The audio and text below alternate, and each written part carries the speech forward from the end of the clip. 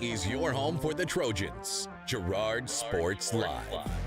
Snap and leans forward, and that's touchdown number 4 for Scott Moore. Girard Sports Live is presented by Pregame, your community technology partner. Learn more at ckt.net. Brooks, throw over to Adolph, quickly down inside, wrap around Boatman, found herself in the right place, foul, and the bucket! He'll try a 3 and hits.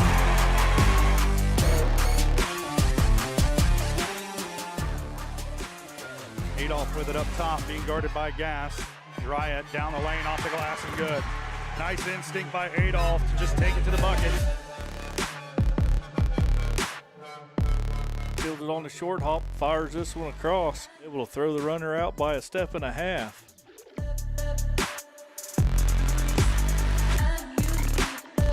Pitch to the outside to Ashbacher. Gets a good block on the outside, and he's in for the touchdown. It's time for the Trojans. On your home for Girard High School Athletics.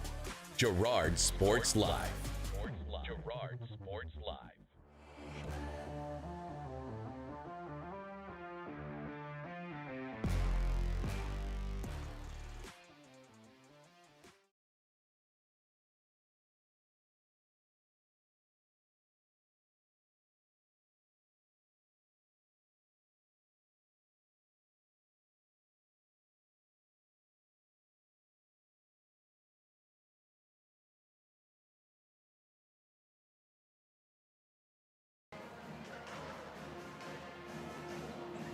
Good afternoon, ladies and gentlemen, and welcome to Girard Sports Live here in Girard once again for the round 2 of the playoff sub-state bracket for the girls' side.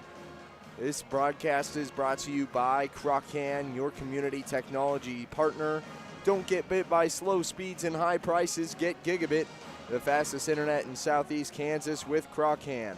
To learn more, go to ruralfiber.org or see everything Pregame has to offer at ckt.net. This girls team coming off of a good win against Osawatomie, and now looking to take down the Riverton Rams, a familiar opponent that they ended up going 1-1 against, losing at the away game and winning at the home game, both teams winning in their own home atmospheres. That was really the necessary win for Girard, as that allowed them to stay here in round 2, and then they will be headed to West Franklin whoever wins this matchup will be headed to West Franklin this Saturday on a time to be determined. But coming off of that game against Osawatomie, Caleb, it was a very action-packed game. This team really showing out defensively, and then offensively really picked it up there in the second half. Yeah, and in that game against Osawatomie, looking back, it was just a very even game throughout the entire team. A lot of high scores. The leading scorer of that game was Kennedy Keller, and she was definitely very consistent there in the third and fourth quarters, if I remember right. But a great scoring night from a lot of those starter girls. And then a big thing to note for tonight's game that will make a big impact is just that year 2 seniors of Maddie Kester and Erica Boatman should be back in this matchup, and so the starters will probably change according to that, but I believe that with those two, this team can definitely keep making a big push and hopefully make it to that state tournament. Well, we will head into the pregame show, which is brought to you by Community National Bank and Trust. Serving the area for over 30 years, stop in soon to pick up your very own Girard Trojan Instant Issue Mascot Debit Card. Community National Bank and Trust is a proud supporter of Girard Schools, equal housing lender, member FDIC. Learn more online at mybankcnb.com. And Caleb, looking at the keys to the game tonight, we saw a very good performance, a very healthy performance out of this squad. That was not including Erica Boatman and Maddie Kester, which are certainly not going to be anything negative towards this team. We saw in their return from injury earlier on this season, as this is the second cycle of injury that they've gone through, both the seniors this season. On their return, both of them really showing out. Boatman, absolutely a menace in the paint, and then Kester was able to just kind of run the game at her tempo and dominate the floor as well. Yeah, and I think if we're looking at those keys to the game tonight, the big thing is just going to be rebounding. And for Riverton, they have that center in Matthews that is just so good at getting those rebounds down low that whenever this team was missing both Bowman and Kessler, who are kind of our two biggest rebounders, that's where Riverton really won the rebounding battle. And so I think tonight with both of those seniors back, it'll definitely make that a little bit more even and hopefully get the rebounding going in the Trojans' favor. And the other thing is just making sure that you take good shots and don't just force things up there whenever you don't have really much of an opportunity, especially in this postseason where we won't have a shot clock affecting the game. And so I think if the ladies are able just to keep the game at their own tempo and keep things going at a steady pace, they should have no problem taking down this Riverton team once again. Well, and a big factor as last time these two met was here in Girard. And that huge factor was, like you said, Savannah Matthews being able to play the center position, grab some boards, as well as just kind of draw the defense inside. She was in foul trouble a majority of the game, which kept her very, very limited on the floor with time. She did not play a huge scoring role, but when she was on the floor, like I said, it drew the eyes of the defense of Girard. They were very focused on her, trying to keep her from becoming that scorer that they know that she can be, and that really opened up the perimeter, which is what Riverton was able to capitalize on in such a close matchup. Savannah Matthews going to be the one to watch tonight, as that height difference is going to be a big factor tonight. But last time these two met, Erica Boatman, I believe, was inactive, so something to note is that she will get to go one-on-one in the paint against the tall Savannah Matthews. And those keys to the game are brought to you by tonight's Girard Booster Game Day. Girard's Booster Club Game Day sponsor, which is Modern Remodeling, committed to delivering professional and dependable roofing, siding, gutter, and exterior restoration services. Contact Brian Black today at 620-240-9334. Thanks again to Modern Remodeling, tonight's Booster Club Game Day sponsor. We will go ahead and step aside for the national anthem here in a moment, as we've got starters and area matchups up next. Good evening, ladies and gentlemen. Welcome to the Ted R. Taylor Gymnasium. Activity programs at Girard High School are primarily for student participants. The purpose of this activity is to provide positive learning experiences and opportunities for personal growth of the participants. We are pleased to host our guest from Riverton High School. This competition is being conducted according to the rules of the Kansas State High School Activities Association. Cheerleaders, officials, and spectators can and are expected to assist in the promotion and achievement of good sportsmanship ideals by taking personal responsibility for keeping this contest at a high level of fair, clean, wholesome competition. Good luck to both teams. At this time, we ask everyone to please rise for the presentation of our colors and remain standing for the Pledge of Allegiance and our national anthem.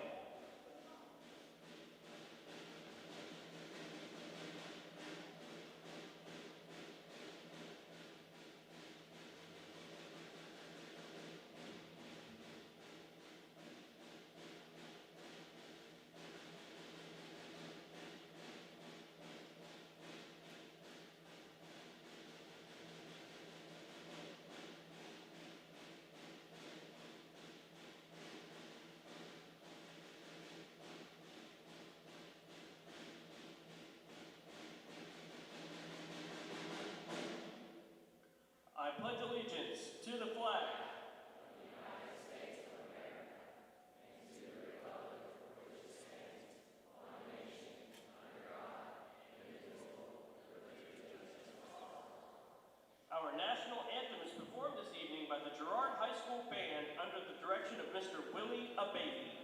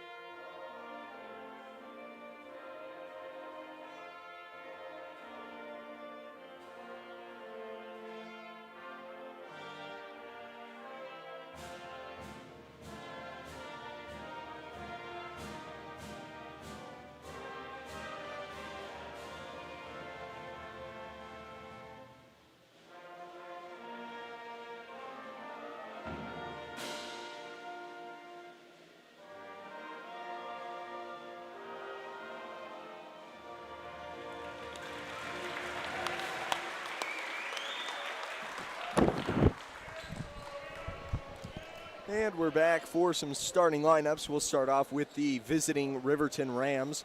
First off for them, number 10, the junior, standing 5'6", Rylan Thomason. Number 15, the 5'6" senior, Ellie Helms. Number 21, the 5'8" senior, Avery Barnett. Number 23, the 5'3" sophomore, Traley Deckard. And number 53, the 6'1" junior, Savannah Matthews. Caleb, if you'd like to take over for Girard. And looking at the Trojans, it looks like we will have the starting lineup, the true starting lineup back in action tonight, and that'll start it off with number 10, a 5'9" junior, Marley Sisney, followed by number 12, a 5'9" junior, Kennedy Keller, number 22, a 5'6" junior, Carson Oran, number 23, a 5'10" senior, Erica Boatman, and rounding it out tonight will be number 14, a 5'10" senior, Maddie Kester. And something to keep in mind, Caleb, is that this is actually the third every single postseason game that this Girard girls team has played. It has been with a different starting five. Started off with Mooneyham in game 1, and then in game 2, taking her place was Callie Trezona. And now we see Boatman and Kester's return here in game 3. All of which, through it all, Coach Urlacher has managed to keep the chemistry high. The vibes are at an all-time peak. And now we get to see who will prevail here in this sub-state tournament. Those starting lineups are brought to you by the Jagged Edge. The Trojans will start this game in style, but nowhere near the level of style you'll find at the Jagged Edge. Stylist Carla Sands will have you looking your best for your next big game. Make an appointment soon by calling 620-724-7500. And the opening tip is brought to you by Farmers Bank, proud to have helped with the growth and development of the communities we serve. Farmers Bank is looking forward to a brighter tomorrow. Farmers Bank with locations in Hepler, Walnut, St. Paul, and Girard. 8 minutes on the clock here for quarter number 1 as we get set. The officials for this game include Scott Grogg, Brian Horgan, and Adam Koff.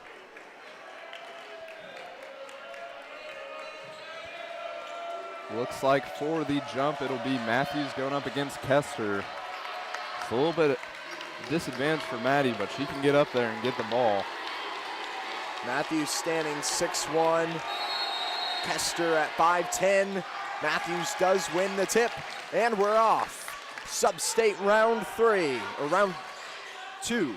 Two, excuse me. We'll move it over to Thomason, and now up top with Helms. Something that we've talked about in all these sub-state matchups is the fact that there is no shot clock. So keep that in mind as you view tonight, as they work it out. Now Helms trying for the triple. Can't get it as it rattles off the rim. And there's that rebounding from the Trojans that you'll get in Erica Bowman that was a little bit absent in these last couple of games. Oran taking the points, works it over to Kester. Stadium already on its feet on both sides. Both teams cheering for their respective defenses. Erica Boatman tries for the 3. Can't get it, in a hard-fought rebound by Avery Barnett. Moving down the floor. Here's a 2, good from Traley Deckard.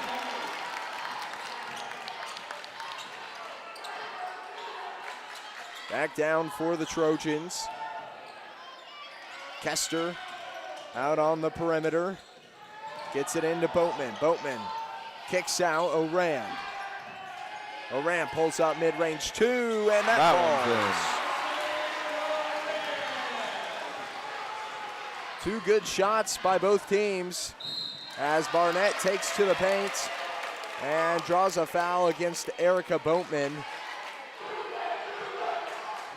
Boatman having to play a little bit of help defense there, saying somebody's got to be back there.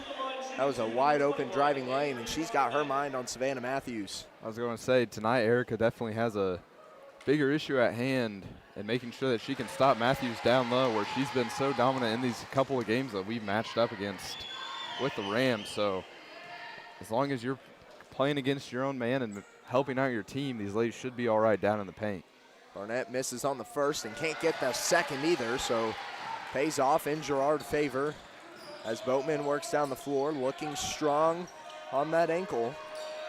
They work it inside. Oran wide open. Gets the two. Girard lead now 4-2. Just under 2 minutes inside. And now Keller takes it away. The Steel Machine works it to Oran and another pair. So far, it has all been Carson Oran in this game. 6 points for the Trojans and 6 points for Carson. Helms over to Thomason, trying inside, and it's batted out by Carson Oran. One of the things Coach Urlacher talked about is that duo up top, Keller and Oran, being so lethal, so hard to get past, saying that he would not like to go up against them.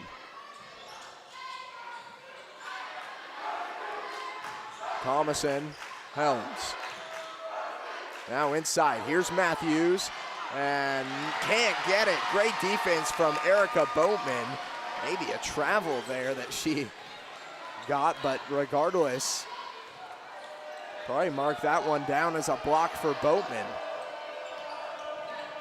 So now Oran dribbles around the point. Hands off over to Kester. Sisney now on the far side. Keller.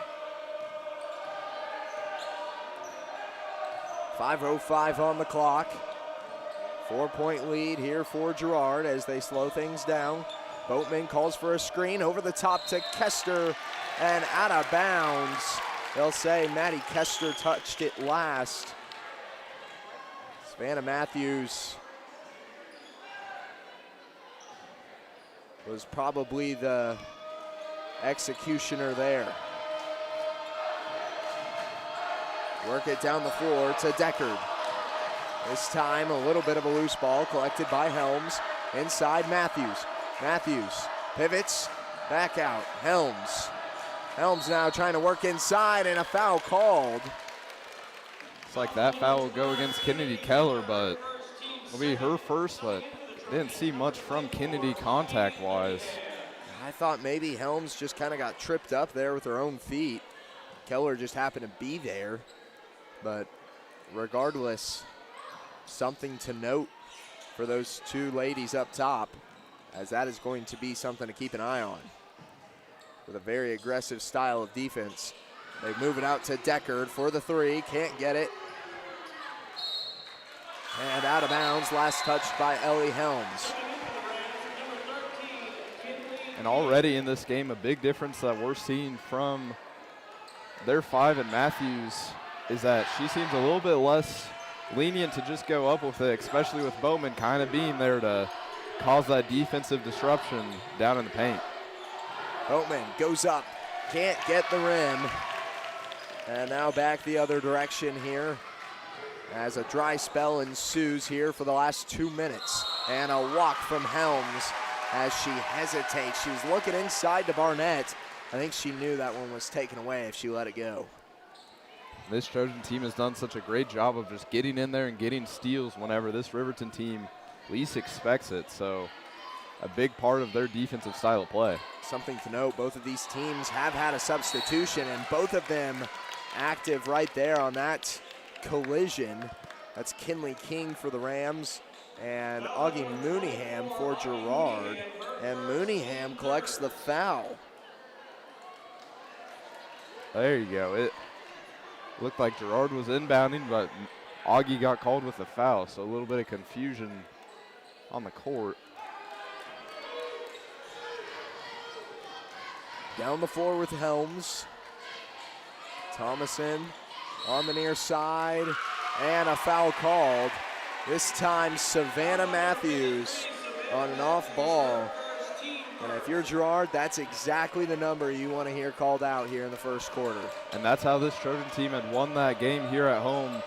You want to say so easily just because Matthews was out of that game for quite a bit and definitely was in foul trouble for the majority of that matchup. definitely made the matchup easier, but I tell you what, the scoring ability of this team really came alive in that Riverton game, and they were able to dominate an opponent that really put the number on them earlier on this season. And right now, looking good defensively, as they've only given up 2 points in almost 4.5 minutes. Sisney looking to drive, puts up a 2, and it won't go.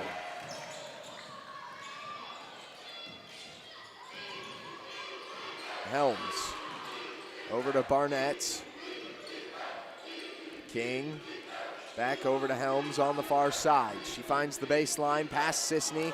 The reverse layup won't go. Bobbled around and ends up in the hands of Mooneyham. Sisney works it to Keller at the point, who takes the 3.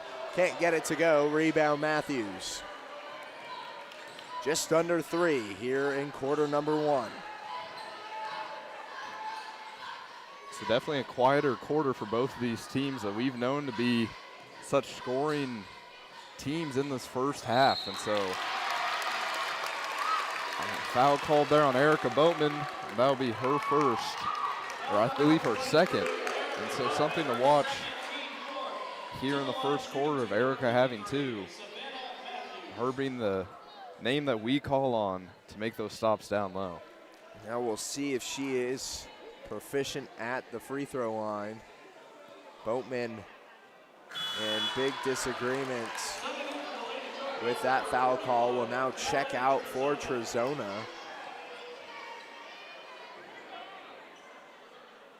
Boatman gets some clarification coming off the floor with the official Brian Organ.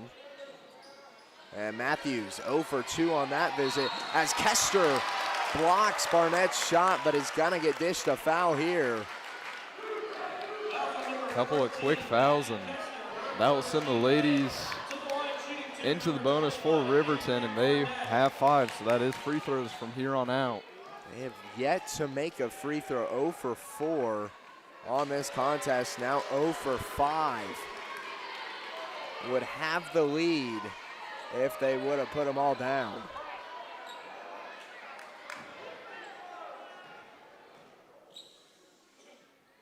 And Barnett cannot get it to go.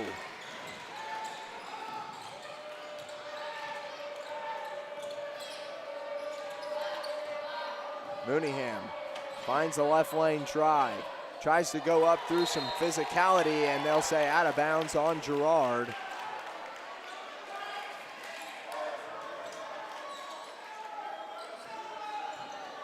Is now down the floor. Shot from Barnett comes up short, and now Matthews on the over the back. Gets dished her second. And you can hear the roar from the Trojan fans, kind of like how you were saying. That's the name that you want to hear. Getting called to take those fouls, and with that, it looks like Matthew will take a seat on the bench, so maybe a little bit more production down in the paint coming from the Trojans. Oran comes back on the floor, as well as Black will take the floor now for the first time today. Trojans gets the buckets. A good double from Kelly Trojans. As I was just about to say, Oran the only scorer for Girard up until that point. And now another travel. Thomason once again.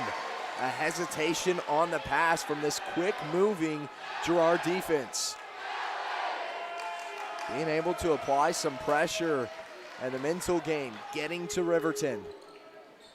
And I believe that this stadium is definitely an effect of that, with how many students came to support the girls and how loud they're getting to make this atmosphere definitely in the Trojans' favor.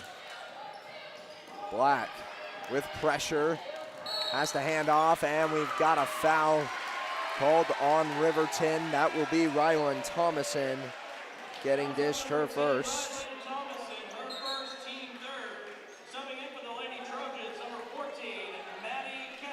Kester takes the floor in place of Kennedy Keller. 90 seconds to go here in the first. Black Works it over to Kester. Drives inside and puts up a contested 2. Can't go. Down the floor, Helms. They work it inside. Barnett working against Trojans. Can't get it. Good rebound from Trojans.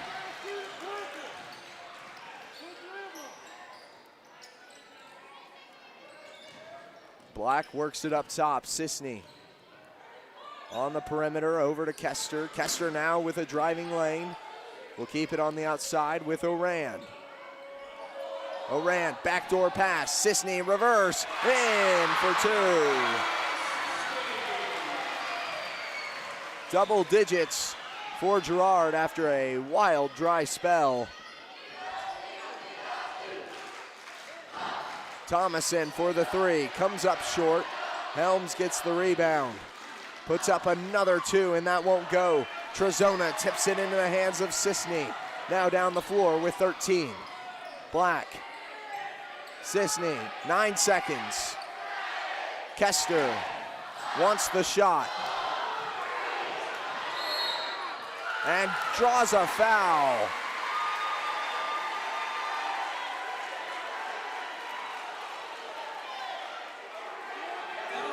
Rylan Thomason gets her second, and the Riverton fans here in Girard Not a fan. not happy with that call. 2 players in semi-foul trouble here in the first. As Oran gets it in, Kester puts up a 3, can't go, and rebounded by Helms at the buzzer. An 8-point lead. 2 points led up by the Trojan defense. Phenomenal first quarter. Now they look to light it up in the second. We'll be right back after this break.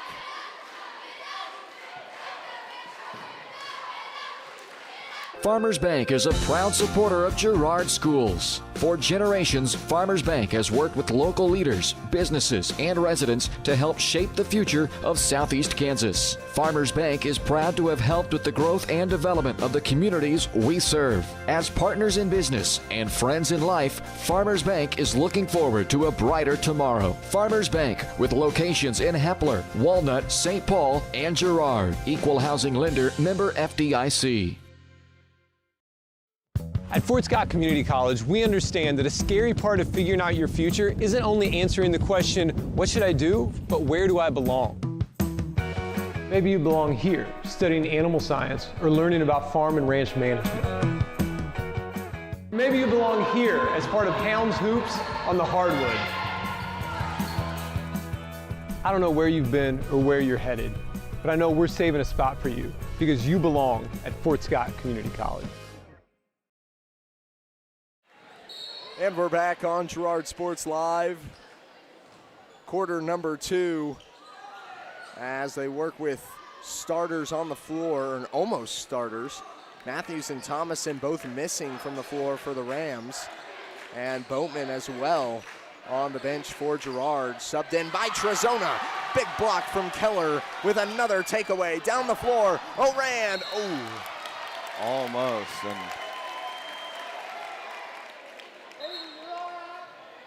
And Kester a little bit, what would you say? Say shaking up after that one. Yeah.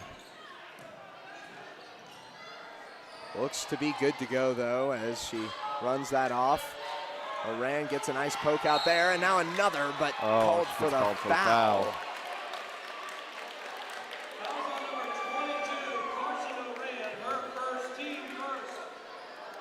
Probably real close to getting that 10-second violation as well. Very, very tough foul there for Carson Oran. As they get it in, Barnett's across midcourt. Now over to Helms. One thing this team is not afraid to do is keep up the pressure, even in foul trouble. Helms pulls up for 3, can't go. Rebound Trojans. Out to Kester as she takes it down the floor to Oran.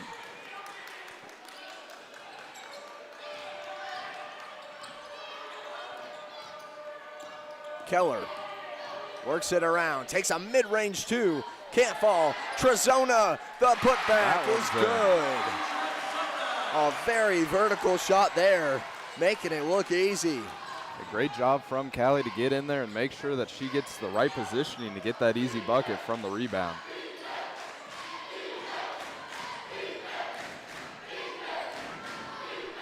Working it inside to Barnett, but she feels the pressure. Have to work it back out, and no dice. This is exactly the style of defense and offense that we saw in that last game here in Girard. Riverton forced to work it outside with all that pressure interior. Deckard can't get the two, and now Trojans will be called for a foul. But like you're saying, I mean, the Rams got in the paint on that position, but most of these positions, they're being forced to take that shot from three, and I don't think they've made a single one. I mean, they haven't. They have 2 points, and so. Cannot get to the bucket for an easy look, and just when you thought they had one, not to mention free throws. For 6, 7? 7 now.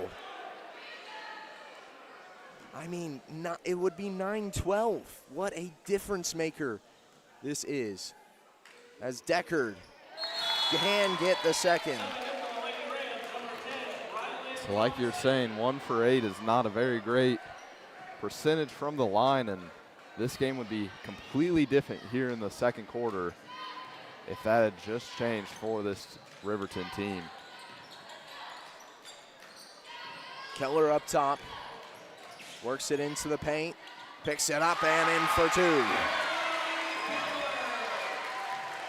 Her first bucket of the night comes on an answer to a free throw as this one's loose. Keller lays out for it. Inside work to Barnett, and she finally gets the second bucket of the night for the Rams. Timeout for Riverton. 30-second timeout, so we will go ahead and cover some of those area matchups, Caleb, if you've got that bracket for us. Yeah, we don't have many left in the CNC, but for the boys' side of things, our boys had lost to Baxter last night, so they will not be playing, but Baxter moves on to face the number 1 seed in Burlington. And then in the 2A bracket, the 2nd seed Colgan will go up against Udall, the 11th seed. And on our girls' side, of course, tonight we have the 4th seed Girard matching up this Riverton team, who's the 5th seed. Osage City as the 2nd seed going up against Frontenac, who's the 7th seed. And in 2A, the 1st seed Colgan going up against Cedar Vale as the 5th seed. And those area matchups brought to you by Diskins Auto and Towing, 120 East Forest Avenue in downtown Girard. Diskins offers 24-hour towing and can repair all makes and models. To learn more, contact Diskins Auto and Towing at 620-724-8100.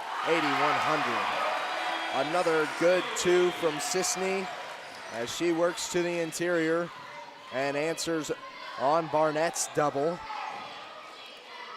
Now Riverton trying to play a little bit of catch up, but another steal. Kennedy Keller and a foul on top of it, as she's a little bit rattled after that, but gets up and looks clean. Looks like into the game will be Bowman checking back in for Trojans, and she will take a breather. That was number 20, Ava Coleman, getting the foul there. Black works it to Sisney, up top to Oran. Sisney to Boatman. Oran, Keller. Keller looking to drive, kicks out. Sisney does not take the 3 and instead drives. It is blocked by Barnett. Down the floor as Oran contests it. Thomason's 2 won't go. Save from Marley Sisney, and now another chance. This time for Girard, and it's blocked out of bounds. Boatman's shot will not go. They will keep possession with Girard.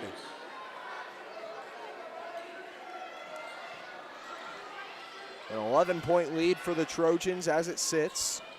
Orand on the inbound here. She gets it in. Sisney down to the corner with Orand. Back around. Keller, long 2, can't go, and it's tipped out of bounds. Will go to Riverton.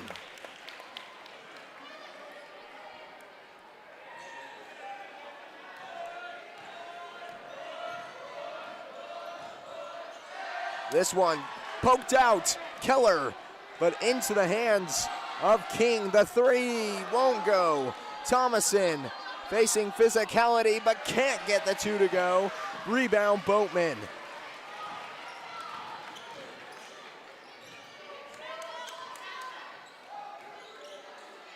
Boatman pops up a three. Can't go. Rebound, Keller. Keller falls on the ball. Man, that's gotta hurt.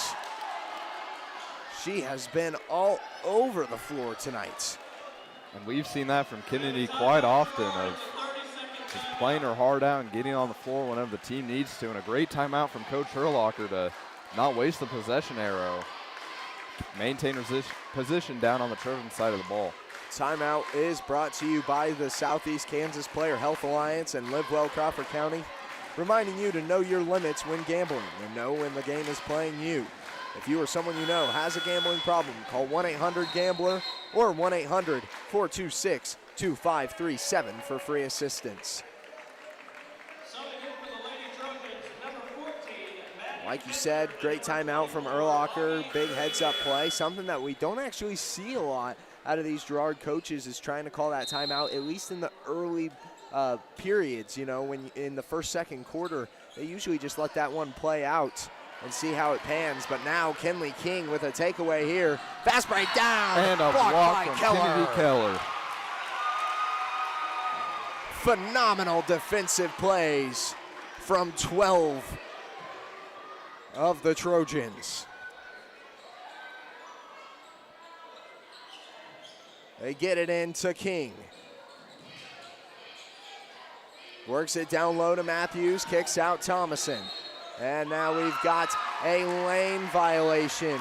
Savannah Matthews does not exit it quick enough.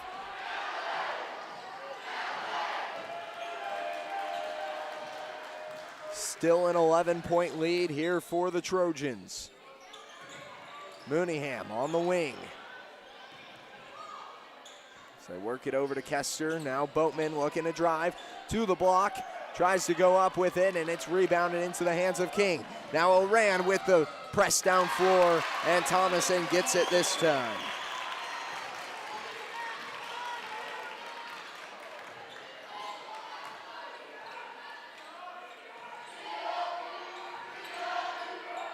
Kester, inside pass to Boatman as this one's poked out by Matthews.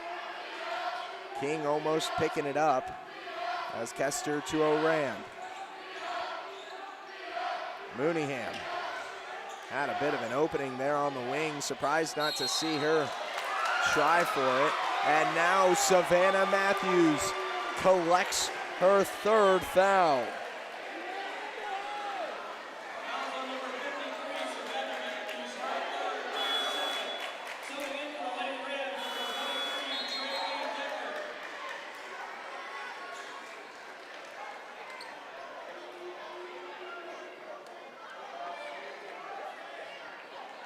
Like to inbound for the Trojans will be Oran. Boatman works it up top to Kester. Kester now. Boatman trying to pass it down low to Keller, and it does not get there.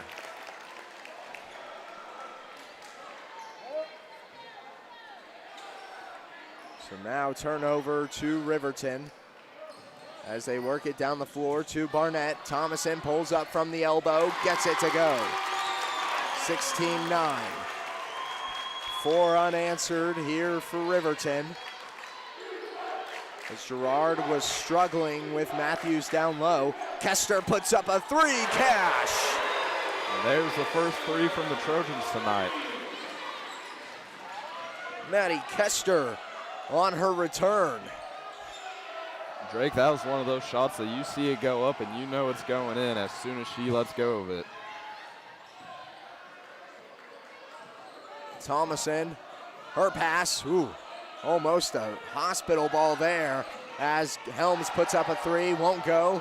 Rebound Mooneyham as her pass taken away by King, blocked by Bowman, and Keller takes it away. Down the floor to Oran, driving the baseline, and it's blocked. Both teams playing their hearts out on defense as this one, foul from Keller and one for Barnett.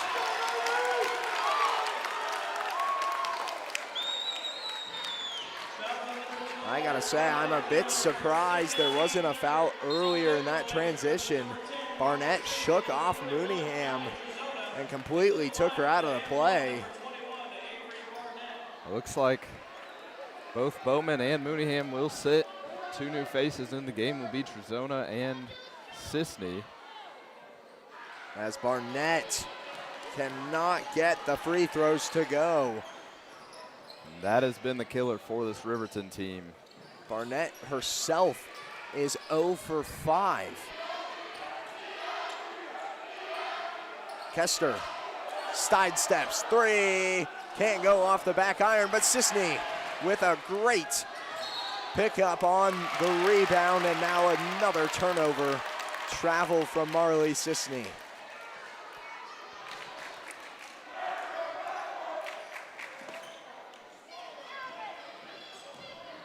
Down the floor, Deckard to Barnett. Barnett hands it off, Thomason pulls up, mid-range two, no dice. Sisney with the rebound. 36 seconds on the game clock as Sisney barely keeps this one alive. Loose ball into the hands of Deckard. And now down the floor, Thomason will draw the foul. Carson O'Rand. Looks like that'll be Carson's second. Team's fourth with only 25 seconds really left in this quarter, so definitely not to worry for the bonus. But Deckard cannot get it to go. Or not Deckard, excuse me, that's Thomason. Trayley Deckard, the only one with a made free throw of the 10 attempts so far for Riverton. And as of right now, I don't think if you're the Trojans, you'd be too worried about sending the Rams to the bonus. 11 attempts, 10 misses for Riverton. It has been ice cold from the charity stripe. Not really looking like a charity stripe as it sits. As Keller tries for two, can't go. Deckard down the floor, taken away. Keller from the elbow, gets the two. A huge error from Riverton and gives Girard the momentum going into half. We head to break here on Girard Sports Live. Halftime stats and analysis up next after this. Since 1918, GN Bank has been the heart of our community. Big enough to meet all your banking needs, but small enough to offer that personal touch you deserve. From agricultural loans to home mortgages, GN Bank has the expertise, products, and service to help you thrive. With a pledge to treat others ethically, be adaptable, focus on customers, and invest in the communities they serve, GN Bank is committed to your success. The best place to bank and borrow, GN Bank, where community banking truly comes first. Equal housing lender, member FDIC. Welcome to Homestead of Girard, assisted and independent living right here in our hometown. At Homestead, seniors enjoy compassionate care in a community designed for comfort. Licensed professionals provide support with daily activities, dressing, bathing, and medication management. Residents enjoy home-cooked meals and the comfort of their own private apartment. Call 620-724-6760 to schedule your tour today. Homestead of Girard, senior living with compassion, comfort, and community. At Fort Scott Community College, we understand that a scary part of figuring out your future isn't only answering the question, what should I do, but where do I belong? Maybe you belong here as part of Fort Scott Community College's John Deere Tech program. Maybe you belong here as part of the perennial playoff-bound Greyhound baseball team. I don't know where you've been or where you're headed, but I know we're saving a spot for you because you belong at Fort Scott Community College. More than just your neighborhood pharmacy, Mathis Drug is your hometown partner in health. With pharmacist Bria Scheibe and an experienced, highly trained staff, Mathis Drug is ready to serve you. And now Mathis Drug offers comprehensive compounding, which is one of the few pharmacies in Southeast Kansas with this convenient on-site service. From medications to expert advice, call 620-261-9779. Mathis Drug Store, where community and care come together. I was hoping to talk to someone about updating my insurance policy. I am able to understand complete sentences. That was a complete sentence? I didn't understand that. Or can I just talk to a person? No one talks to humans anymore. Sometimes humans are just more helpful. I hear you. Why don't we review your coverage with a super check? Farm Bureau Financial Services. It's your future. Let's protect it. Call Judd, Lori, Jenny, or Amber in Girard today. Call's service is outstanding in their field, especially for those that are stuck, well, outstanding in their field. Call's carries a wide selection of farm, industrial, and heavy-duty tires, all from the best brands in the business. And they've got farm service trucks ready to go. Plus, Call's continues to be the place folks go for car and truck tires, repairs, oil changes, and so much more. If you're in the market for new tires in Southeast Kansas, make the right call to Call's Service, 620-724-4121. See more at callservicellc.com.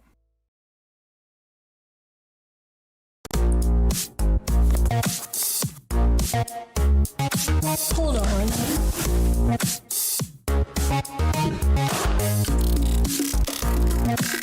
It's monstrous.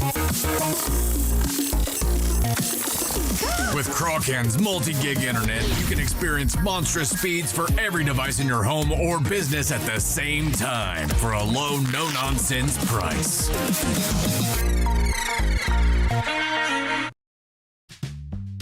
Selling equipment can be a hassle. Whether you're needing to replace an old tractor or you're finally getting to retire, the time and energy needed to clean, prep, promote, and sell seems daunting. That's why you need Tyler Jackman and Big Iron Auctions. From one piece to the whole farm, Big Iron Auctions can deliver your items to more than 750,000 registered bidders. Call Tyler Jackman at 620-404-8115 or learn more at BigIronAuctions.com.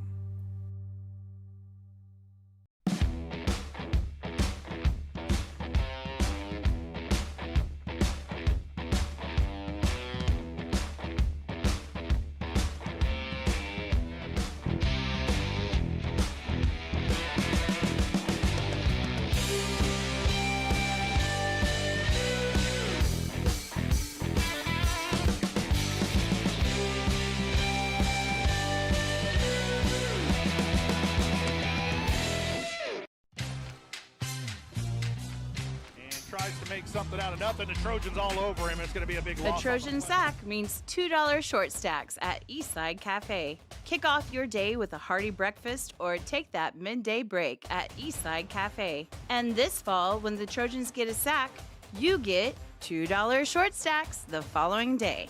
Dine in only. Restrictions apply. Eastside Cafe, a favorite of the 4 states winner. Go Trojans from Eastside Cafe.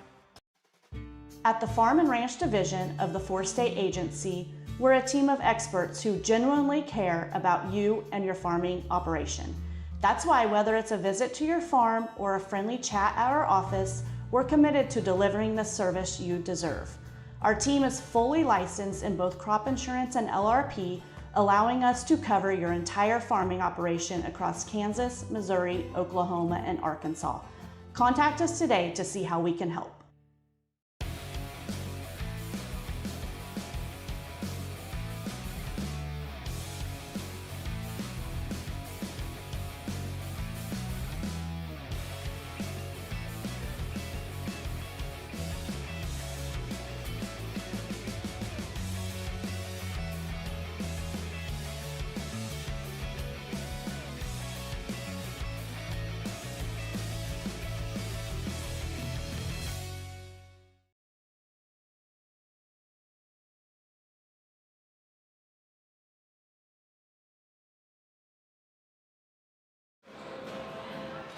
And we're back on the halftime show presented by GN Bank, where they've been providing customers with the highest quality financial services in a friendly and personal way. For over 100 years, personal, business, or agricultural needs, turn to GN Bank.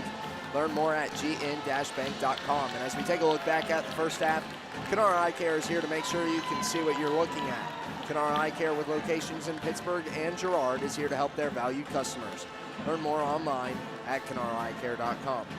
Caleb, a very interesting first half of basketball as Riverton cannot seem to get much going here through quarters 1 and 2. Girard not having a super lush night offensively, but not doing too bad on defense. Only holding to your opponent to an average of 5.5 points a quarter is a pretty solid work. And I think tonight the biggest difference makers is the defense and the fouls and the free throws. And so I think a lot of the players here tonight, Boatman, for our team at least, the only 2 players with more than 1 foul is, looks like Erica Boatman and Carson Orand. I think, is it Matthews has 3 or 4? I think it's 3, and she is the leading fouler for the Riverton Rams. And so I think for this team, for the Riverton team, you really need to make sure that you're limiting your fouls. And if you're the Girard team, you've committed these fouls, and a lot of them have been shooting fouls, and this Riverton team has not paid off whenever they're given those chances. I think we were talking, are they 1 for 11 from the line? So definitely not a great shooting night for them, something you would want to practice if you make it out of this game with a win and continue on in this bracket. But well, and that's been the difference tonight. I mean, 10 points. You make your right free there. throws. You make your free throws. It's a tie ball game here,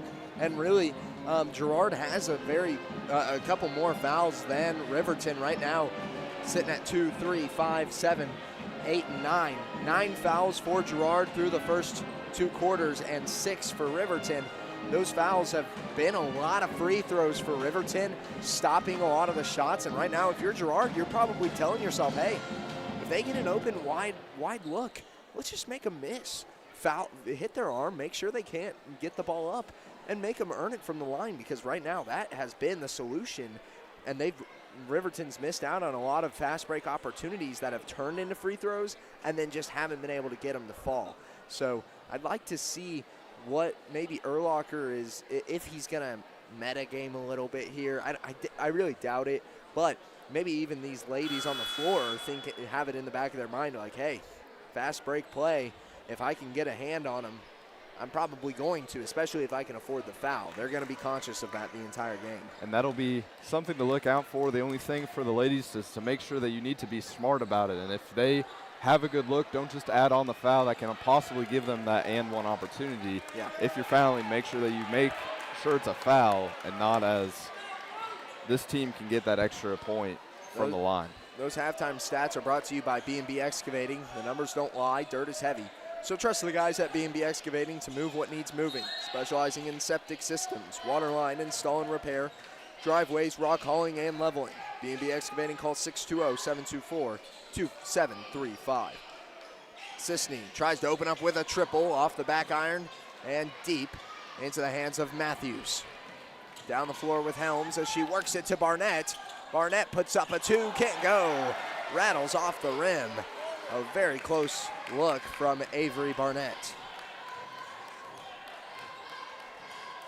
Get started once again. Each team with a possession so far. 2 missed shots. Kester trying to open it up. Can't get it. That one close look as well. Sisney can't get that one. Some good looks from the floor all across. None of which really making their way through the hoop. We'll see what Riverton has in store for possession 2. A minute in. Matthews kicks out to Thomason. Hands off Barnett, out to King for the 3. Can't go, rebound Boatman.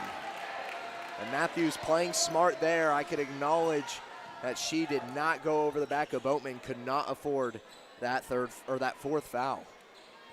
And like you're saying, definitely this Riverton team wants to play a lot smarter on, you could say, both sides of the ball, and making sure that you can get those extra points and making sure that you're not just causing loose fouls.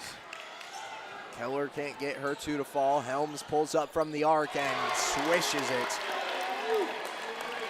Ellie Helms with her first bucket of the night. She's been trying so hard from the perimeter and just can't get them to fall. Finally gets the one there in the 3rd. Boatman kicks out.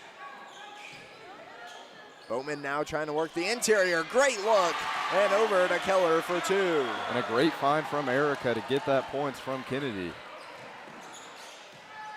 Helms now trying to push the pace, as that one was not tipped by Kennedy Keller, and off of the knee of Helms, over and back. Coleman comes in for King for the Rams, as Sisney, Oran, Boatman, and Kester working the perimeter.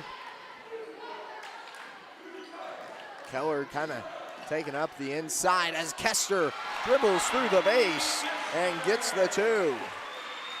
And tonight so far in the scoring column, it's looking a lot similar to what we've seen before, where anyone on this team can score at any time. Thomason pulls up long 2, finds it. And that was at the hands of Savannah Matthews from the assist. Really crashed the boards there as everybody was on the transition. Boatman trying to drive the base now, kicks out. Sisney, Oran puts up a awkward floater, and we've got a foul called against Helms. I believe that foul was called on Boatman and a little bit of holding down low. That was called on Helms. Oh, really? Yeah. Helms with a aggressive box out move. Gets her first foul of the game. Girard extending their possession with not only that foul, but the rebound from Kester. As they work it, Sisney from the corner. We'll see if she's got it. Can't find it there. Now, a rebound from Keller as it goes back out. Working from the perimeter. Boatman, her shot blocked by Matthews and over into the hands of Helms. A good deflection from Oran on the transition. Thomason kicks out. Helms takes the 2, can't go. Rebound off the rim, no dice from Riverton. Had a wide open look to her left. I think it was Ava Coleman over there. She would have been real good for the 3. There was nobody over from Girard to guard her, but now for the Trojans as Sisney takes her eyes off the ball, and that one goes out of bounds.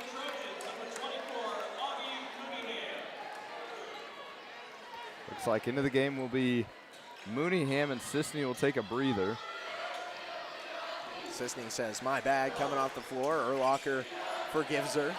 Says, we're all good. King works it inside to Matthews. Matthews kick out. Helms. Oh, my goodness. Ellie Helms sidesteps Keller and undercuts her towards the bleachers. And Keller slow to get up.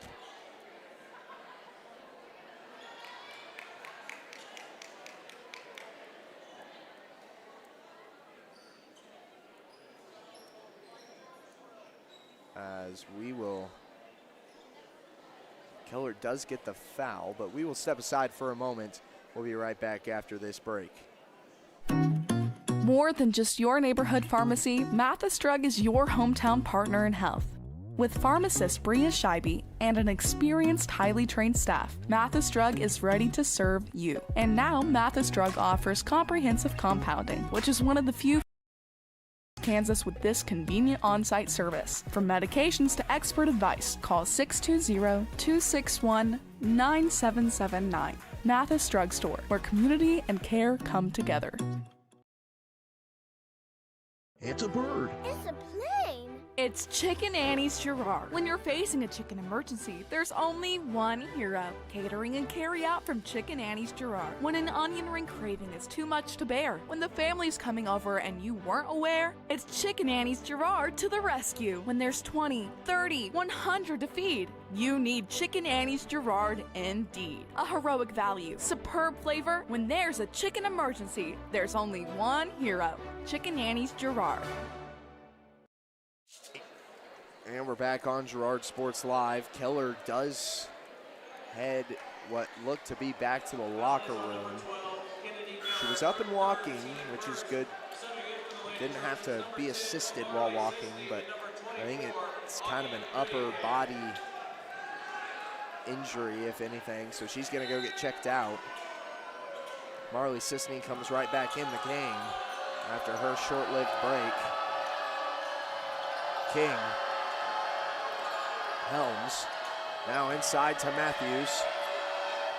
Back out, Helms for the three. Can't go, rebound, fought for. Barnett gets the putback.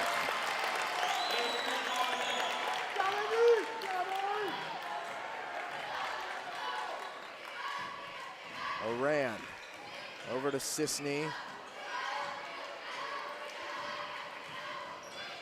Mooneyham. Back around to Oran.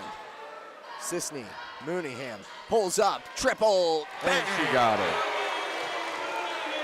And that is Augie's spot on the floor that we have come to see so often, of her nailing threes from either side of that arc. Brings it back to a 10-point lead.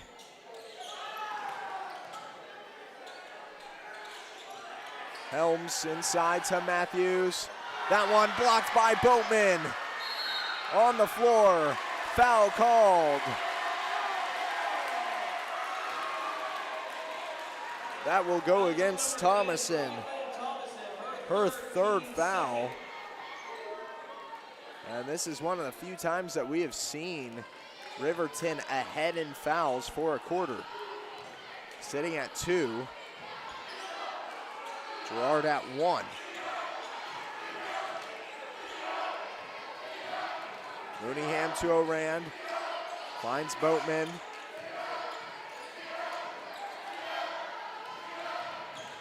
Oran. Boatman. Passes off to Kester. Kester working the underneath. Can't get it to go. Rebound Barnett. Helms accelerates down the floor. Has to go back out. Girard crowd wanting a carry there, as this one fouled from Kester will send Kinley King to the line. And now we will see if things are different here in the second half for the free throws of Riverton.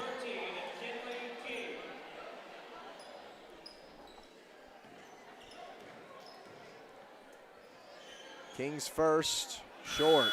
It is more of the same for this Riverton team, but like we're saying, I believe Riverton would be up in the game if they had made all of their free throws.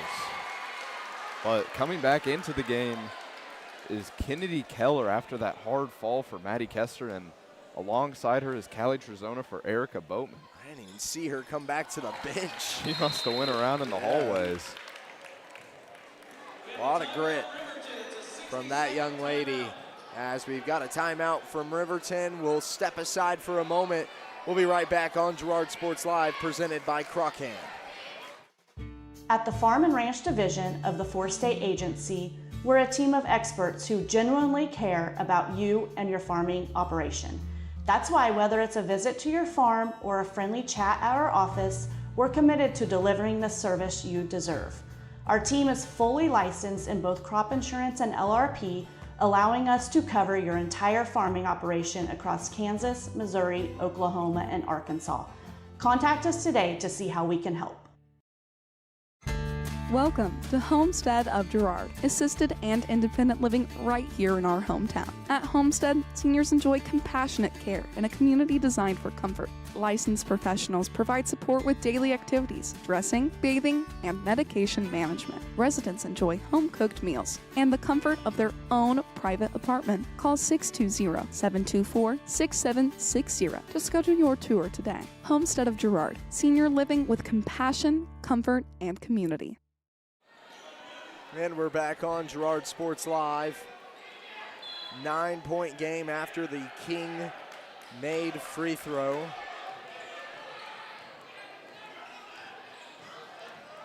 Girard ball as they take it down the floor. Mooneyham works it over to Oran. Maybe took an extra step there, got away with it. Keller pulls up 3. Wow. Kennedy Keller is back in this game. I wasn't even expecting her to pull up from that position. That was a quick trigger. My goodness, making a statement coming off of that injury. And the kick ball as she is right back on tempo. Looks like into the game will be Kester, and Mooneyham will get a breather. I mean, Kennedy Keller this season, I would say she's an unsung hero, but she has really shown off in her ability to get the job done on so many occasions. And we were just talking about her after that injury, saying she's so tough on the floor, gets right back up after hard collisions and hard falls as well. A lot of these ladies like that. And Kennedy is one of the toughest girls that we have on this team, always willing to put that extra effort for this squad and get that win. King collects her first foul on Kester with under 1 to go here in the third. Kester, her first is good.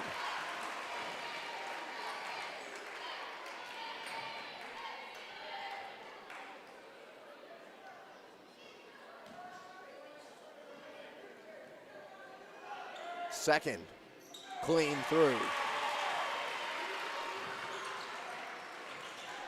33-21.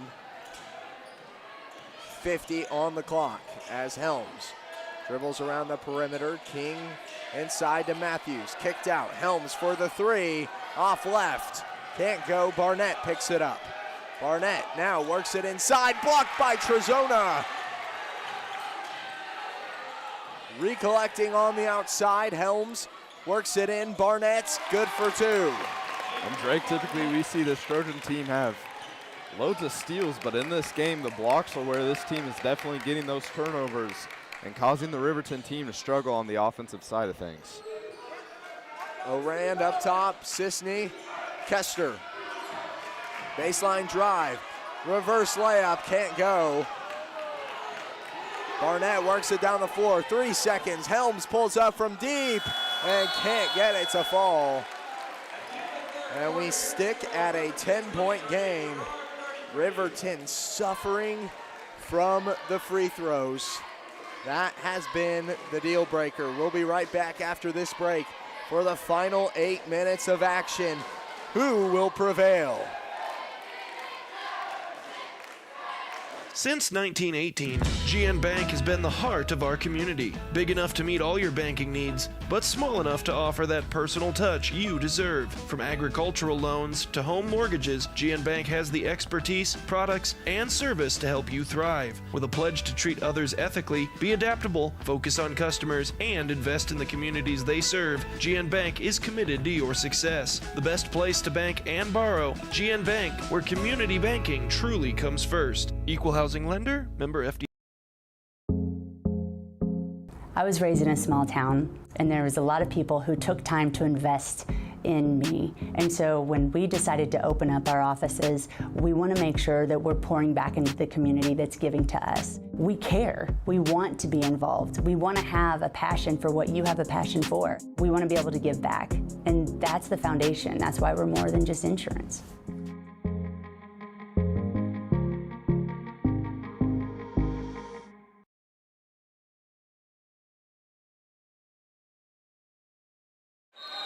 And we're back on Girard Sports Live. Over to King. So they work it. Helms driving into the paint, puts up a two, can't go, rebound Keller. And I tell you what, for Riverton, that's kind of the looks that you want to get coming down this stretch, but you've got to connect for them if you want any kind of chance of taking this game away. For Girard, though, any points work.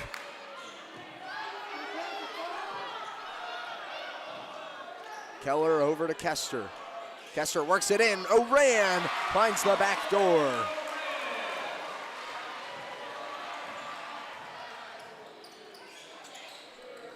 Barnett can't get the two, and now Matthews. No way. That will go against Matthews. Yeah, that'll go against Matthews. I believe an over-the-back call. I was about to say, there was no way that foul could have gone against Boatman. She was completely boxing out Matthews on that, and I didn't think it was super aggressive, but I don't know what the call is, but if there was a foul, then that's what it would be.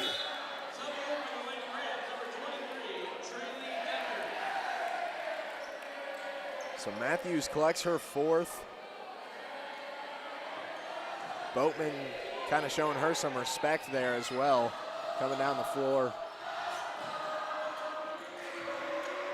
Kester to Sisney, out to Boatman. Boatman trying to work her way inside, but they'll stick it to the perimeter.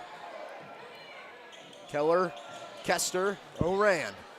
Back up top, Kester. Out to Sisney. Oran now. This one tipped out of bounds by Helms. She tried to throw her hands up. I didn't touch it, but it was. Always got to make your case. Exactly. I get it. No diss to her. Inside, Boatman. Reverse layup, can't go. Rebound, Keller, and she peels out to the outside. Oran, three, no. Rebound, Keller, but she hits the floor again. And now loose ball ends up in Rams territory. Down the floor, jump ball called. And it is heading back for the Trojans. Great job of getting on that jump ball and heading possession back in the Trojans' way, excuse me. Marley Sisney. Now this Riverton crowd is crowing like a bunch of roosters, not happy with that call. Not to mention, I'm just going to point this out, head coach Adam Thomason yelled something at Coach Urlacher just now. Did not look happy, and now a foul called.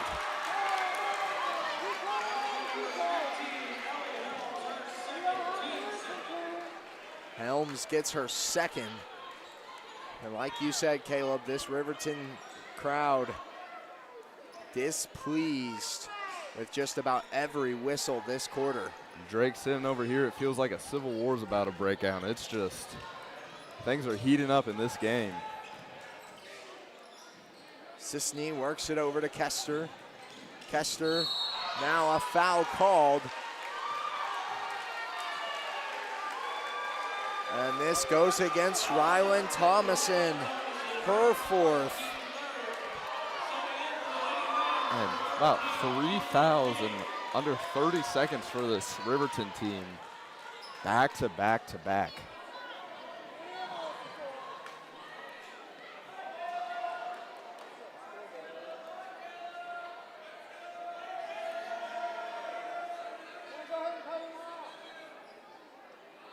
Well, we've got a little bit of a stoppage here as the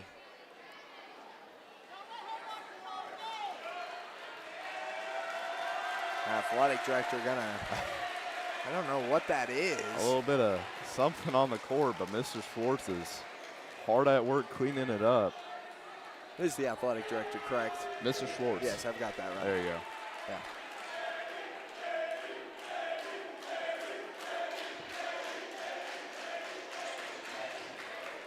Back to basketball.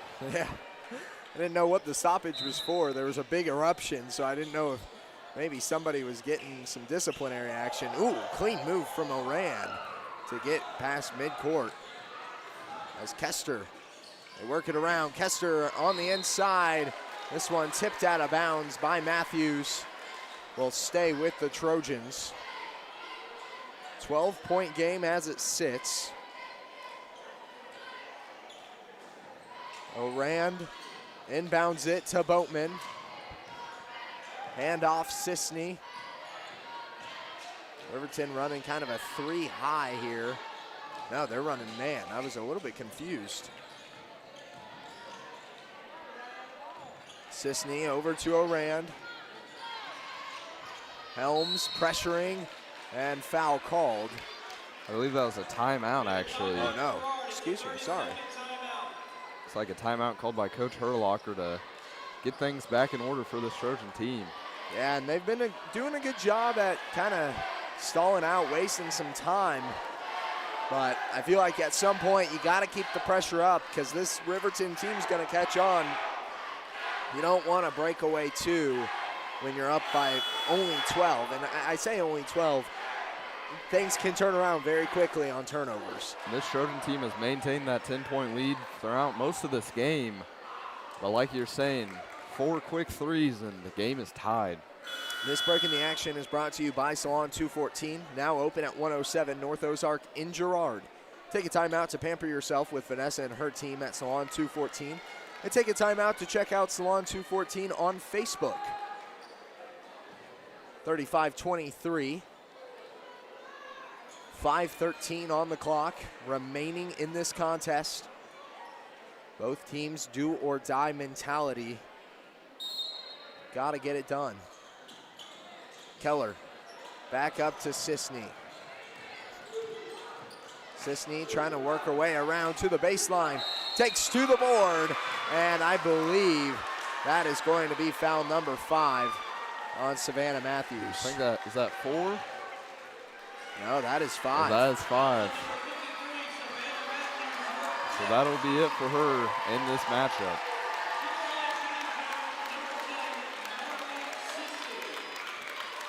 So the 6'1" senior showing, or not senior, but junior, showing some emotion coming off the floor.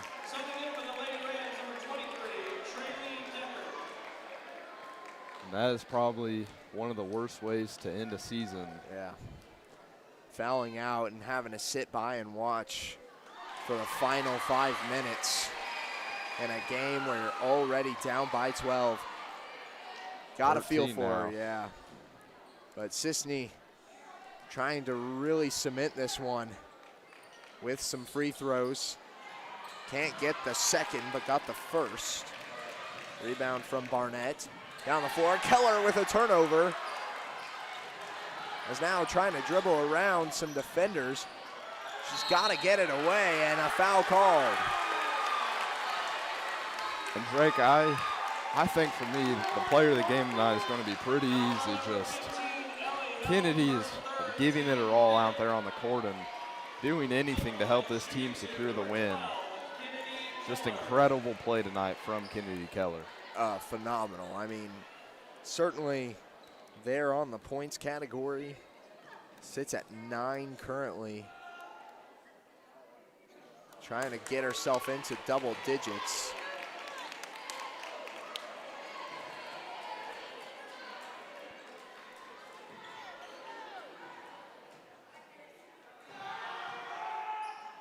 Second falls through.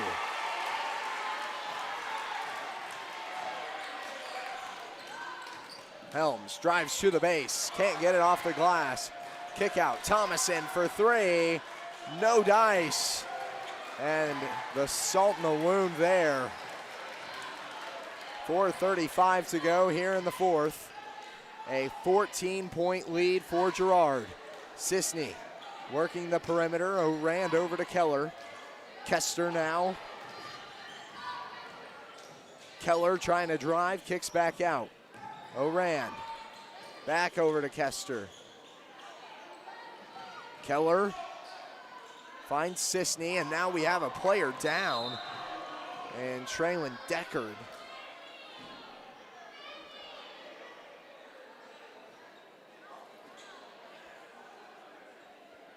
And she kind of had a non-contact there, which slightly concerning, but we will take a quick break here and be right back after this. Prairie Mission Retirement Village. People caring about people in the loving spirit of Christ. Spacious apartments made to feel like home, and a loving, caring, experienced staff. That's the Prairie Mission difference. A continuing retirement community promoting person-centered care with an on-site clinic from the Vet Health and offering independent living apartments, assisted living, and long-term care, all with the respect and care our loved ones deserve. Prairie Mission Retirement Village, St. Paul, 620-449-2400. At Fort Scott Community College, we understand that a scary part of figuring out your future isn't only answering the question, what should I do, but where do I belong? Maybe you belong here as part of Fort Scott Community College's John Deere Tech program. Maybe you belong here as part of the perennial playoff-bound Greyhound baseball team. I don't know where you've been or where you're headed, but I know we're saving a spot for you because you belong at Fort Scott Community College. Traylon Deckard subbed out for Ava Coleman as she was escorted off the floor by some training staff. It's not putting any pressure on that left ankle is what it looked like, or right ankle. I think it was her left. Oran kicks it across. Keller tries for two, can't go. Rebound put back, no dice, and now Keller finally fouled. I believe that's the 5th foul against the Rams, and so the Trojans will be shooting in bonus for the rest of this quarter, but not a single foul going against this Lady Trojan team. So definitely a very clean 4th quarter from them. Yeah, I mean, phenomenal play. They did exactly what they needed to do in the second half. Kept pace with the Rams in the 3rd quarter, and now here in the 4th, executing on the mistakes as the Rams had to apply a little bit of pressure. They had to dive the boards, try and get those, lower percentage shots to fall. And obviously with those being low percentage, they just couldn't find the bottom of the barrel. But now Helms finally breaks the silence for Riverton. Only the 2nd basket. And I apologize to everyone at home. I had missed that one working the camera tonight, but she had a layup and got fouled for that and one opportunity. So nothing too crazy that you missed. Erica Boatman guilty as Helms gets the extra. Like I was saying, only the 2nd bucket here in the 4th quarter, as now Helms will be charged for her 4th foul. That will be free throws at the line for Carson Orand. Like you're saying, quite a few Riverton starters tonight that are now definitely in foul trouble and in concern of fouling out in this matchup. Well, with Matthews out at that 5:05 mark, you have Thomason and Helms both sitting at 4 now as it sits. And really the free throws haven't been to the favor of anybody tonight, as Girard has gotten a majority of them here in the second half and really hasn't executed at a stellar level necessarily that we're used to seeing them at. So might be a point of emphasis going forward. Barnett's 3 can't fall. Boatman with the rebound, and now Oran takes it down the floor. If you're the Trojans right now, the clock is your only enemy. 12-point gap. You're just looking to drain as much of it as possible on each possession. And I don't think Coach Herlocker plans on this, but definitely for the Trojans, you don't have that shot clock working against you.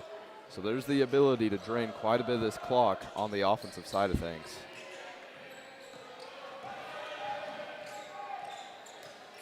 Barnett works it over to the new face on the floor, which is Chloe Green. Foul called. Goes against Erica Boatman. I don't think that should be called against Boatman. There you go. That's who was in the area, but better to have it called against Maddie than Erica, with Erica being in a lot closer foul trouble. That would have put Boatman at 4. Kester tied with Boatman at 3 now as Helms gets the free throw.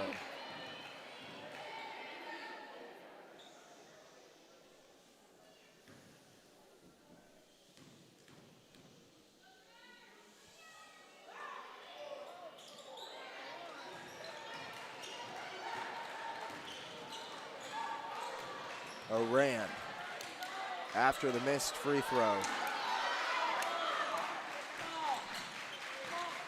Kester, 11-point game, under 3 to play. Oran just dribbling around defenders. This one tipped, picked up by Sisney. Backdoor cut, Keller off the glass, no good. And now Keller forces a jump ball. Possession arrow out of the hands of the Rams. Drake, we have talked about it all night of just that extra effort from Kennedy. She's doing anything she can to seal this game off. I'll tell you, when she makes a slight mistake, whether it's a missed basket, a missed opportunity on defense or whatever, it seems like she just grits her teeth and goes after it. Like she just wants the ball so bad. And it's that aggression that you're really looking for, as now missed 2 from Sisney. A lot of contact on that opportunity. Yeah, very surprised that one did not get called. And now the ref's making it even on the other side of the court. That was a lot of contact too. Timeout called by Coach Urlacher and company, as it is a 9-point game, 1:47 to go. Things are a little bit tighter here. The tension definitely rising. The Rams only 3 really good possessions away from tying this ball game up. You'd like to see Girard capitalize on this possession. I think that's what Urlacher's trying to get.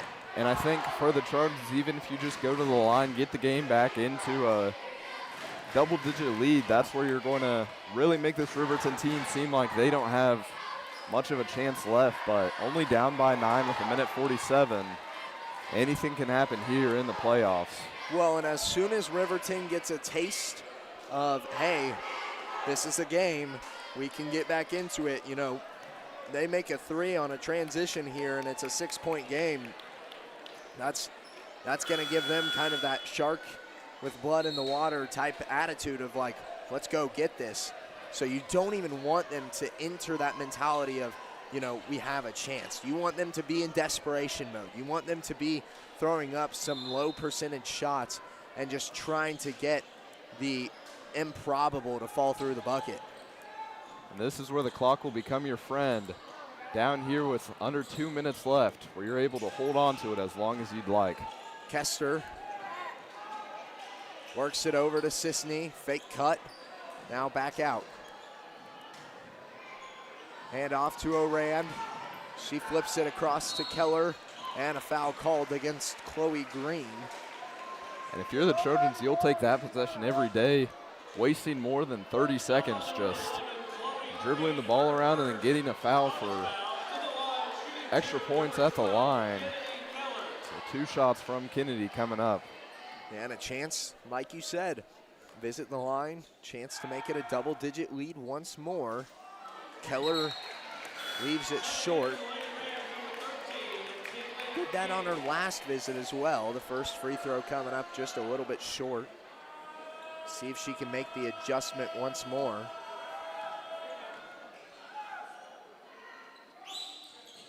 And she does.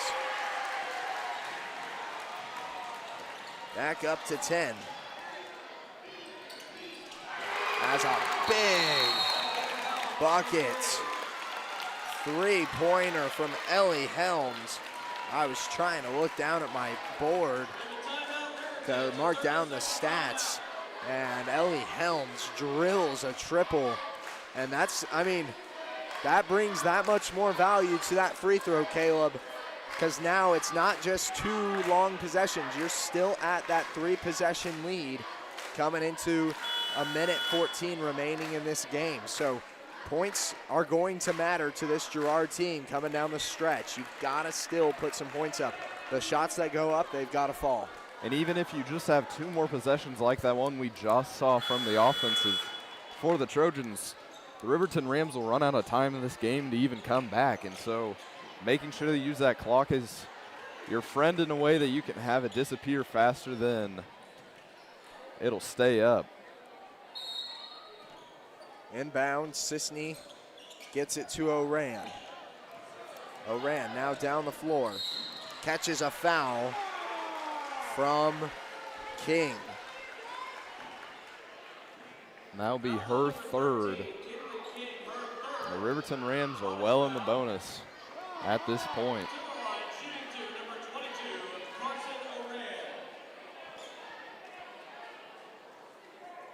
So Rand getting to shoot 2. The good thing about that foul from Riverton is it didn't take up much time. So if you're Riverton, you're thinking, you know, only 5 seconds off the clock and the first miss from Oran. If you're Oran, you're thinking this one's got to fall. Can't get it. The rebound into the hands of Boatman, but a jump ball called. And that is where that extra possession from Kennedy Keller, forcing that jump ball earlier in the game, comes into play of getting your Trojan team one more possession down here on your side of the court. 100%. What a valuable, not only jump ball from Kennedy Keller, but rebound from Erica Boatman to force the jump ball, as now we are into the final minute. Keller dribbling around. Might have to foul here soon if you're Riverton. Keller now dishes it off. Oran staying around the outside. And Coach Thomason trying to tell his team to foul. There it finally is, but the Trojans wasted at least 30 seconds once again. Just eating up that clock, dribbling around, and this Riverton team had nothing they could do about it.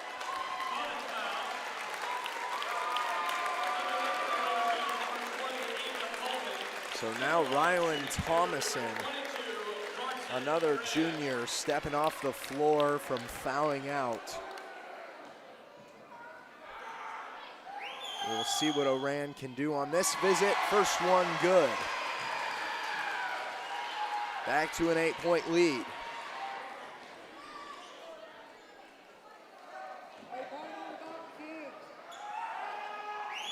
Second.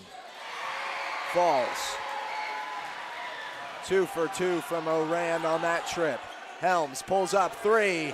Can't get it. Out of bounds. Girard ball, 24 seconds remaining. The final countdown here for the Trojans. Inbound from Sisney, she's gotta get it off. Urlacher calls a smart timeout. Sisney did not have a look. And now they will take a seat, 60 seconds for this timeout. This Girard fan base on their feet for the final home showing of the season. And just a great showing from the stands and the student section in particular. Waving over here, but definitely a great showing from this Girard side of things. And you expect nothing less from a community like this, who has shown out for basically every single Trojan home game. I was actually surprised in round 1 when we saw kind of a slim crowd here in Girard. But this one, this is what I expected.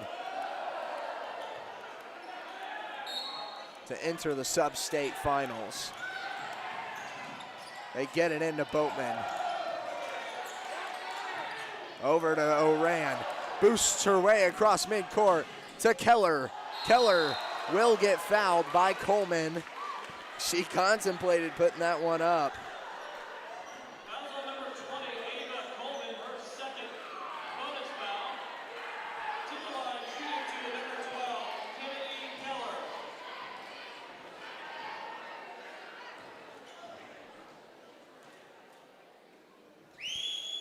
Keller's first falls.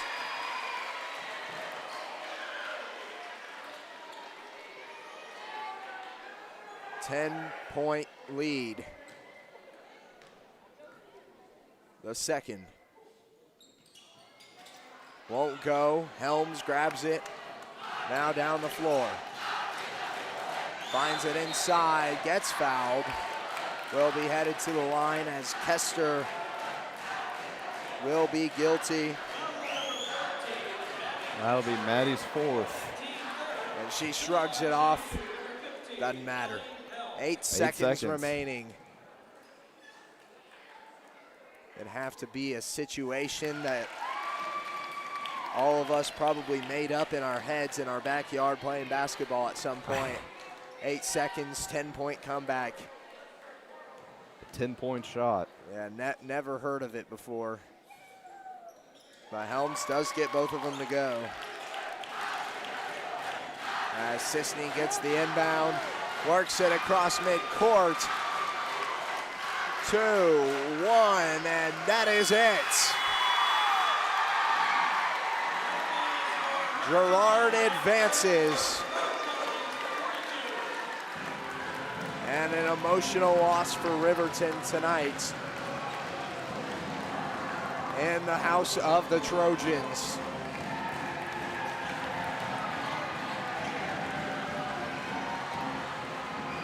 Eight-point victory, 34-42. Phenomenal showing from your Lady Trojans. And the seniors' return is exactly how you'd expect it to go. We head into the post-game show, which is brought to you by Eastside Cafe. Experience the best breakfast in town 6 days a week at 120 South Ozark in Girard.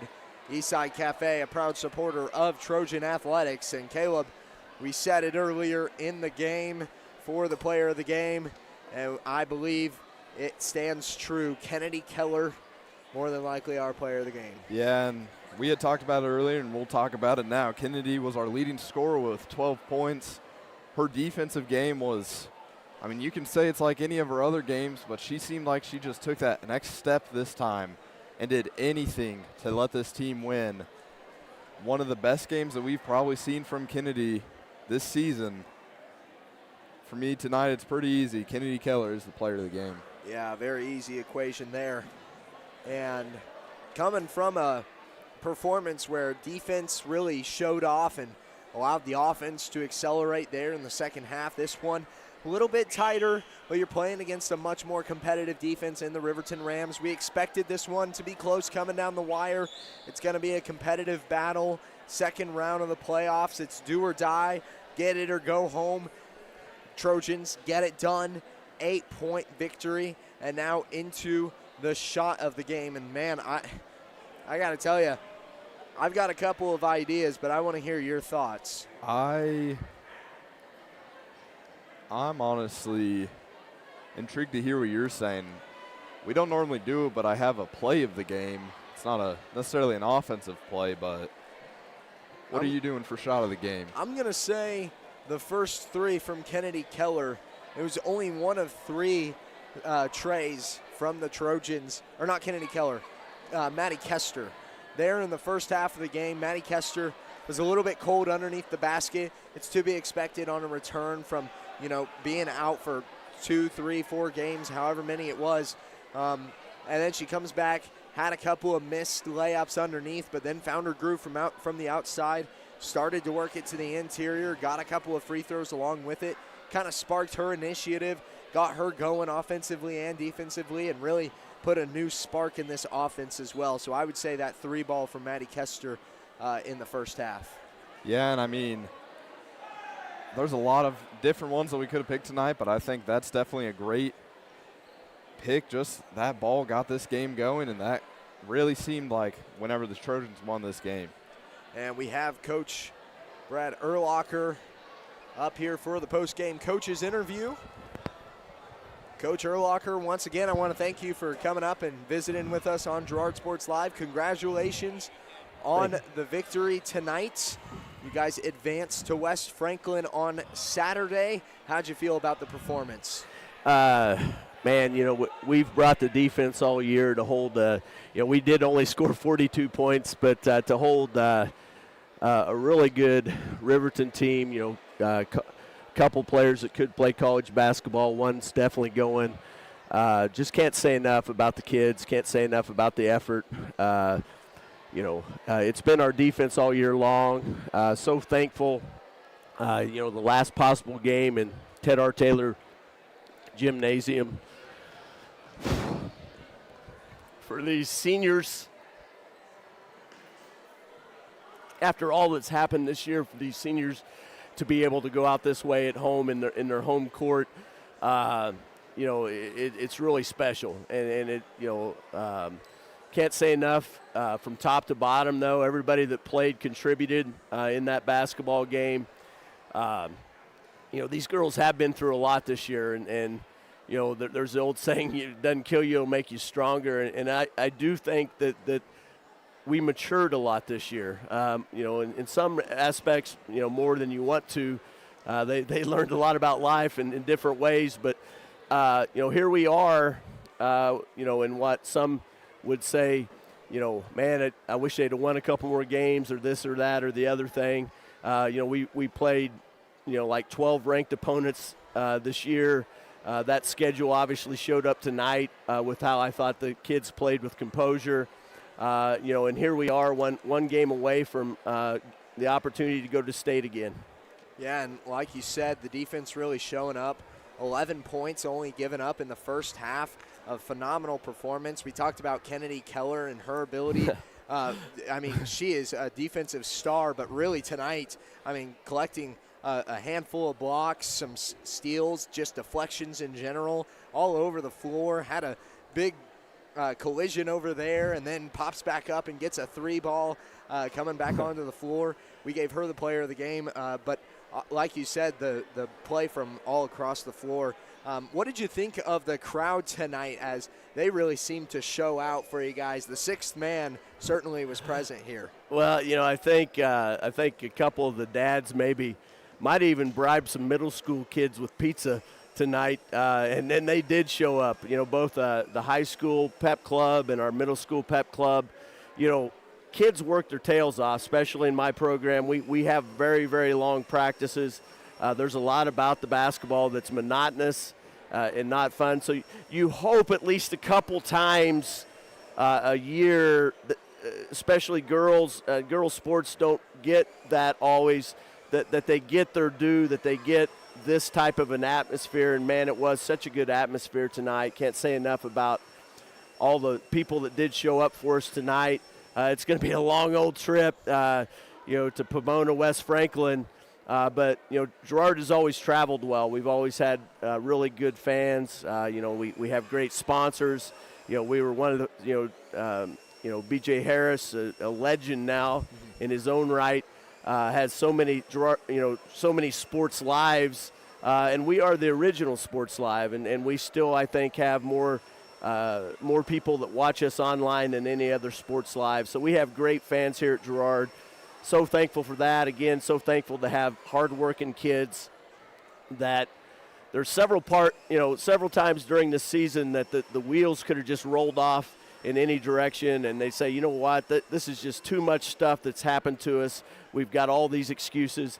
They never did it, and you know, that's a credit. You know, even players that didn't get in the game tonight that carried us through other games to be able to get this home game here on our court. Really clutch when you look back at that. From that first Colgan game on, our backs were against the wall, and we haven't lost a whole lot of games since. Yeah, and then finally, Coach, going forward in this sub-state bracket, you're headed to West Franklin. Is there something that you're really trying to emphasize in those couple of days before then to these Lady Trojans that you want to really make an impact on this tournament? Well, I watch a tremendous amount of film, but I'm also legendarily superstitious. So I haven't watched a whole lot of film, whether it's West Franklin, do we know yet or not, whether it's West Franklin or Jayhawk Lynn. It's one of those two teams. I've got a bunch of film queued up on either one of them, whichever one it's going to be. So we'll be prepared. We'll be ready to go. Not really. This is a veteran group of kids. They've been there, done that. This will be their third sub-state championship game in a row. And so, they've been in big games. They've been in, big venues. Even this year, we've played some really, really good basketball team. Nevada, over on the Missouri side, only 3 or 4 losses on the season, and they're marching through one of their best years ever. And I could just go down the line of say, oh man, we have this many losses. Well, we played a ton of really good teams, and we're ready for this moment. We are ready for this moment right now, and I'm just so proud of these girls and just clutch plays, guts on defense. Kennedy Keller, Carson O'Rand. I can go down the line. Marley Sisney got some key rebounds at different times, drove and got to the rim. Maddie and Erica coming back from injury. It's tough to set out and then come back to, hey, why don't you play in a sub-state semifinal game?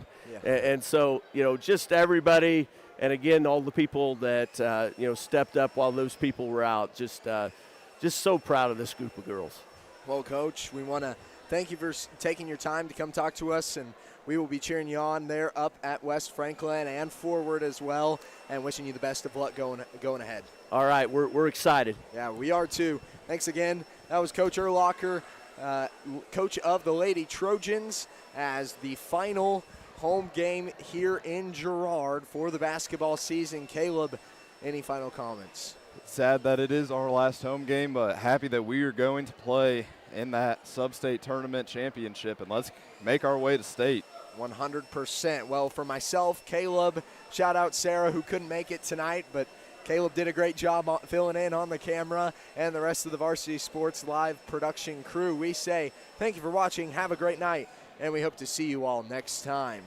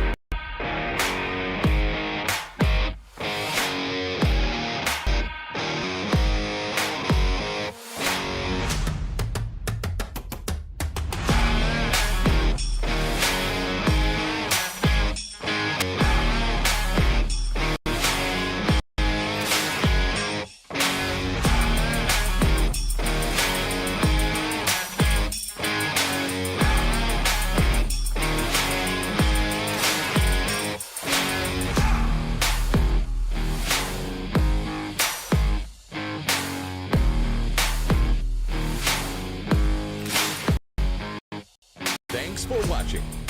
Gridiron to the hardcourt, the pitch to the mat. Don't miss any of the action. We're there with live, local sports coverage at varsitysportslive.com.